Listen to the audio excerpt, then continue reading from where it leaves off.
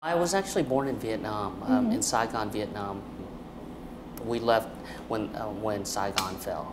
So we got airlifted off the embassy, and we first went to Guam, and then we settled in San Francisco afterwards. We started in basically the slums of the Tenderloin in San Francisco.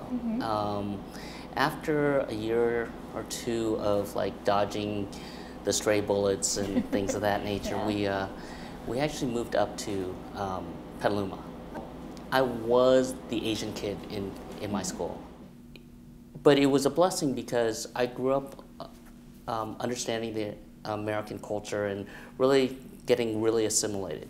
My parents were very traditional Asian Americans. I had three choices: doctor, lawyer, or engineer.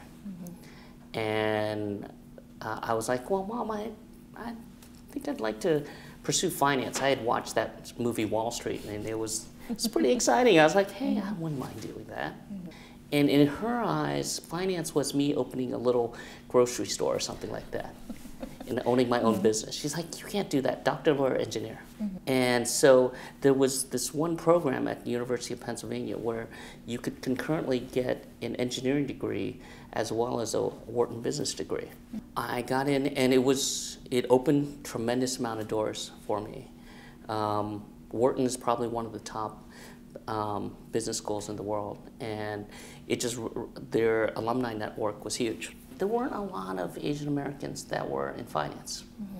And it was one of those things where it wasn't like I could reach out to a mentor and say, hey, can you kind of shepherd me in?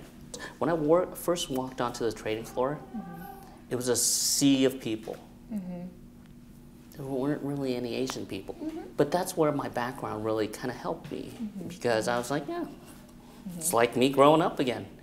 I think there's a lot of barriers because a lot of times, and it still happens today, where a lot of times people will sit there and say, oh, he's Asian American. He'll be good in analytical type stuff, but we can't really put him in front of a client. So a lot of my mentors were Jewish Americans.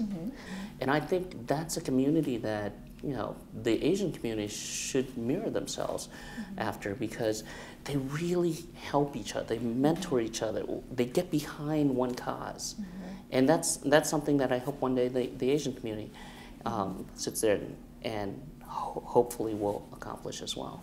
You know, we graduate about 25% of from the business schools as Asian Americans, but less than 1% are actually in the C-level suites. When a lot of corporations talk about diversity, yes, they have Asian Americans in their companies, but they're still in the cubicles and in the analytical positions. They're not in the nice offices.